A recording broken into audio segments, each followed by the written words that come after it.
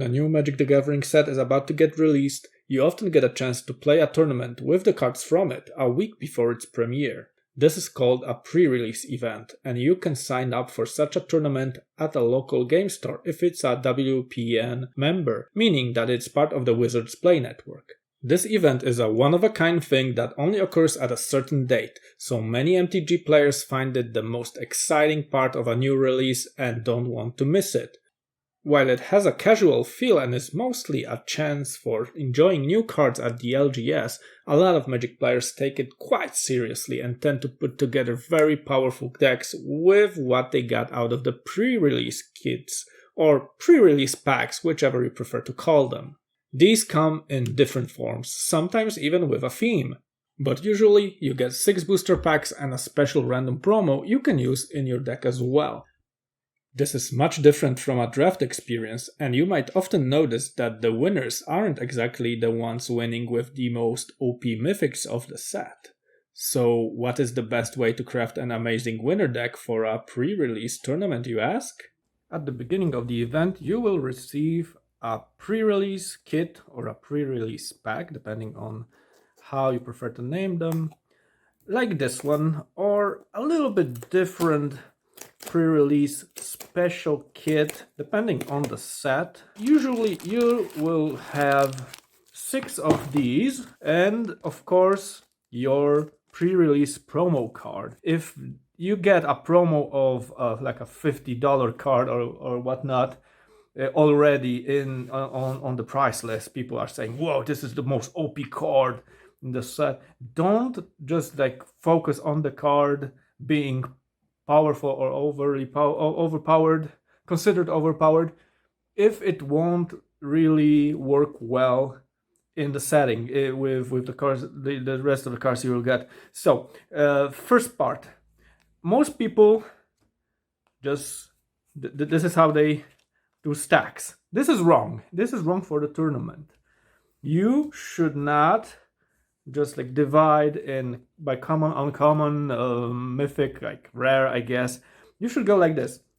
Each color gets a separate stack. You should have a separate stack for, I guess, lands and stuff like artifacts that you can compare later. But basically, 5 stacks, you can divide them by rarity because there's like enough space, I guess. So there's this, a separate stack for multicolor also does well. You will have certain colors that are much better than others in a certain way. For example, green has mana powers on creatures. You'll get mana from tapping elves, for example. You will get damage dealers from red. You won't get a lot of flyers from green. Let's just stop at this moment. We got the best card, and this is basically the thing we discussed. We got the chase card of the set, the best card. This is the best card in the set. This is the best card for our pre-release deck if you want to win. Right now, I could already tell that we have a lot of stuff going on for black and red. So let's check how valid of a color black is. We will have already a solid deck background for setting up our creatures and destroying other creatures. So we will focus on having removal. We don't have really powerful creatures in black right now in common. We do have Sheldred, so that part is covered. If we decide black, we need to patch the stuff we don't have, meaning we don't have flyers. We don't have many creatures. Flying Haze enters the battlefield with X counters on it. This basically solves two issues. We don't have flyers. We don't have big creatures. This guy comes in, we cast him for, like, even if in later in game, like, we have 10 lands, 10 flyer, pretty great. Deals damage. Okay, so is it a strong candidate when it comes for dealing damage, being hasty, being burny? Red, when you cast your next instant, double strike, damage dealing is really nice here. You can also destroy artifacts, make your creatures more powerful, draw cards, draw 2 cards. So at this point, I would say red really powerful when it comes for its own identity. You will have discard and draw. You will have damage. You will have removal with damage, basically, as well.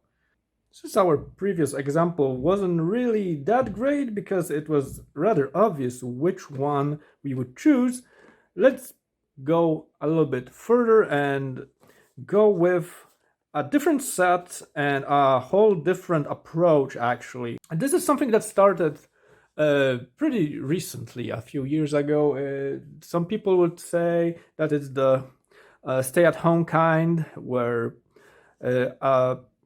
an LGS would get some set boosters to give out to people who ordered the pre-release kits itself, not exactly necessary to participate in the pre-release tournament, but if they pre-ordered, they would get a certain amount of set boosters. So this is a whole different deal, especially for the Brothers' War, because the Brothers' War also has something very similar to the Mystical Archive in Strixhaven.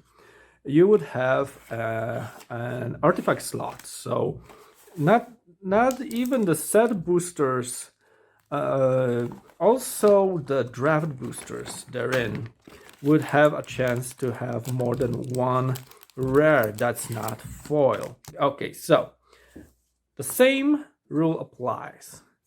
You will have cards that don't really contribute. You will have cards that are being used, so lands basically aren't being used at all, because you'll get lands to choose from. And green, no, because that's actually a blue. I would say that let's go for blue. And green, and non-color, white, in Llanowar ways, actually useful and multicolor, but let's place it here. And wait, do we get these in set booster? I didn't know that. Okay, so multicolor here and artifact here. Gigs to the black spot. Where is the black spot? Let's put, it was the black spot was here before, so let's put here the gigs guy. Let's, how many rares do we get? This is the first one, so let's see. 1, 2, 3, 4 rares. Am I correct? Very nice pack, set booster, just like this. Elsewhere Flask, Mishra's Foundry, number, wait, no, let's, multicolor, beautiful. So this is just from the set, 2 set boosters.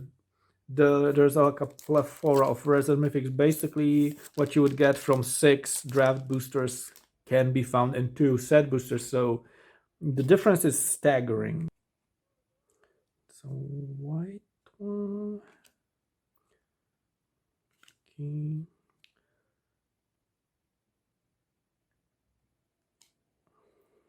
See, we're getting beautiful foil, which adds to our mythic. No, it's rare to our rare base. A lot of people would probably prefer to have like a rather more fair and leveled out experience of the old non extra set booster. You would say variation of the tournament. So a lot of people would prefer to have their tournaments the old-fashioned way, where you only have 6 draft boosters and you won't have extras coming from a really decent pack that would really benefit the person who was very lucky to find 4 rares and mythics, whatnot, in their pack. Here we have a Silent Great Worm. Whenever land enters the battlefield, create a tap Power Stone token. This is actually an amazing creature to get. The thing is, oh, Burnish Heart, nice. The thing is, are we actually going to have a Gruul deck? We will then check if the plethora of red and green cards are suitable for a Gruul deck. All right, so now that we have all of those colors, let's see which ones are really viable. We have flyers, we have counter spells, card draw. We have a lot of those. We even have like a big artifact creature with milling at a tournament where there's usually 40 card decks is a really good thing. So draw a card for each island you control, then discard 2 cards. A lot of card draw, really powerful counter spells. Okay, some flyers, and we have big creatures. Yeah, we have the Silent Great Worm we really want to use. Let's focus on green and red then, because in green, do we have mana? Add 2 mana, we do have mana creatures. Do we have big creatures in green? Target non-creature artifact you control become... Wow, this is pretty great. So green gives you stuff that gets trample. Have power stones, which are really great for ramping up. Search your library for a basic land card. All those cards like that. We have trample. Milling. Whoa, milling in green. Wow. Get the two. Okay. Card draw for cards. For lands paired with artifacts. Yeah, green is super powerful. If we go for green and red, let's see if red is good. Destroy artifact. This is really helpful in set basically that has a lot of artifacts. You will have a lot of them. You want to have removal. So red, so far. First strike trample. Okay, so like a supplementary color for green. Red isn't really that powerful right now. Although we do have 1 flyer. Enters the battlefield, it deals 4 damage to any target. And yeah, you will get some extra spicy flyers. So if we would like this to be our go-to, yeah, red would really be a meh color. But if we don't find anything better here, either focus on pure green or green red. It's not really that bad. Yeah, white is definitely really the weakest color so far, I think. You can exile a permanent, that's basically removal. And let's see, our winner. So, is black really that great here? Whenever a creature deals combat damage to one of your opponents, its controller may pay 1 life. If they do, they draw a card. So basically, your creatures, unless you've just nicked someone else's. Discard 8 card, discard X cards, exile the top X cards. Whoa, so this is pretty OP. Black. Is black great with removal? Okay, so a lot of removal. I would be more certain that black is a really good addition. So you have to pick the color that would you think would benefit you the most. You know that green is the best color here. You would have to pick whether you want to go full green, because that's actually an option. You have enough cards to go completely green. You would also have an option to add a different color. These two are weak, so either red, you will get 1 flyer, you would get some removal for artifacts. You would have a lot of stuff that red is good with, but is it actually something that the cards in red you would get can do and do it good? Same goes for black. You will have cards you found in Gruul. If you go green and black, you will have gigs, either red or either black. I would go green black. 1 flyer is not really that, it's not really a great flyer either. Let's discuss some math. The best kind of ratios and numbers would be having a 40 card deck. There's also variations and exceptions, especially when there's mill decks all around. Milling a 40 card deck is really easy if there's enough cards to do that. You will have a typical deck of 40 cards. The banger cards are going to show up more often when you have a slimmer deck. So that's pretty much the reason why people usually run 40 card decks on these pre-releases. Next, you have a ratio of creatures to spells. This is a very important part, because normally you would want like a 15 to 18 creatures ratio, 17 to 20 land ratio, and 5 to 8 other spells. If something's an artifact, but also a creature, that's a creature.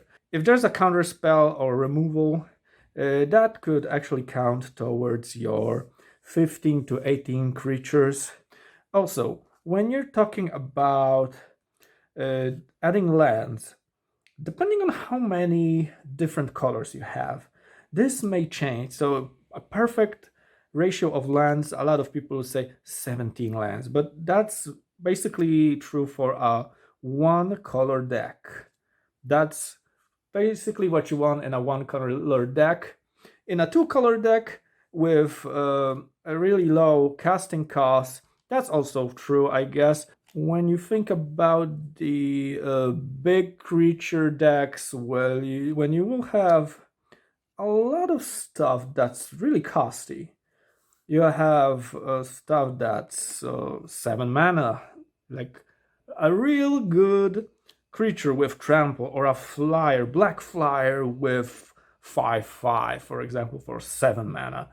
You have to have enough lands to cast that. So making the land base bigger, for example, 50-50, 20 lands in even in a 2 color kind of deck, that would really benefit your deck, even if it doesn't make you draw as many of the cards that you want to cast. If there's set boosters added to the pool, you might get cards like this one. You might get a list card, and then what are the rules?